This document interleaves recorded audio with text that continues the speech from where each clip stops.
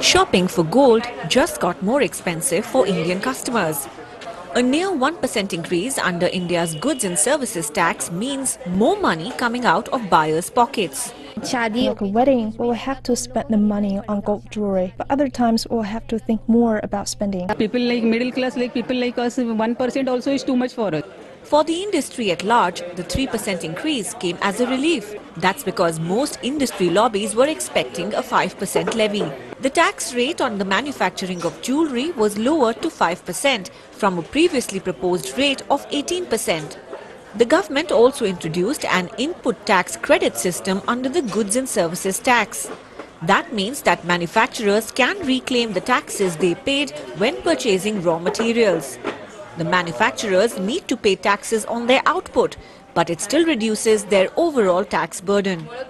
Industry associations, however, have concerns about the transition to GST. The problem we have is that jewelers in smaller towns will take time to adjust the paperwork. This transition should completely take place in 3 to 6 months. We are trying to help them with software that helps them upload invoices through their mobile phones, in case they don't have computers. Analysts say a fear of the GST propped up sales for retailers towards the end of June. Gold premiums in India jumped to their highest level in 7.5 months as consumers advanced purchases to avoid paying the higher tax. That rush may now lead to a lean period as both jewelers and customers adapt to the goods and services tax. But come the festive season in November, jewelers are not expecting any decline in sales due to the new tax.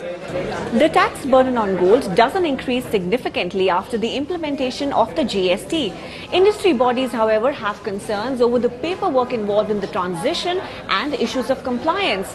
Experts, though, feel that in the long term, the GST will encourage smaller players to join the organized sector, bringing in more revenues for the government.